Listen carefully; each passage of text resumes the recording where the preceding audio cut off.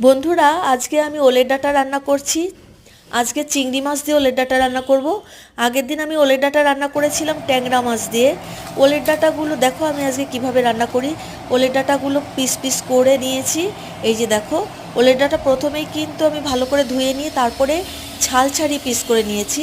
এবার চিংড়ি মাছগুলো ভেজে নেব। তেল দিয়ে দিয়েছি, কড়াই গরম হয়ে গেছে, চিংড়ি মাছ দিয়ে দিলাম। চিংড়ি মাছগুলো ভাজা হয়ে গেছে। এবার আরেকটু তেল দিয়ে নিলাম, রাঁধুনি ফোড়ন আর শুকনো লঙ্কা তেজপাতা ফোড়ন দিলাম। আগের দিন কিন্তু আমি ফোড়নগুলো আলাদা দিয়েছি। এবার আলুগুলো দিয়ে দিলাম, আলুগুলো একটু ভেজে ভেজে নিচ্ছি।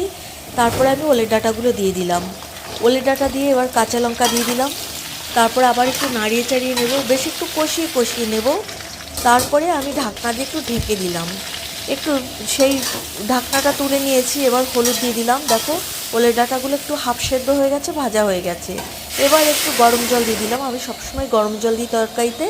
ঝোল উতরে গেছে। এবার চিংড়ি মাছগুলো দিয়ে দিলাম। এবার নুন দিয়ে দিলাম।